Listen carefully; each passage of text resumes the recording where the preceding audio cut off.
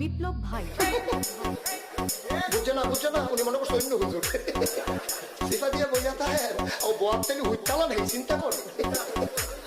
না বোঝাতে হয় পরে কইতাস আরো কইতে আরো কিছু কথা লইয়া যান ভাই যাইতে যখন দুইটা কথা লইয়া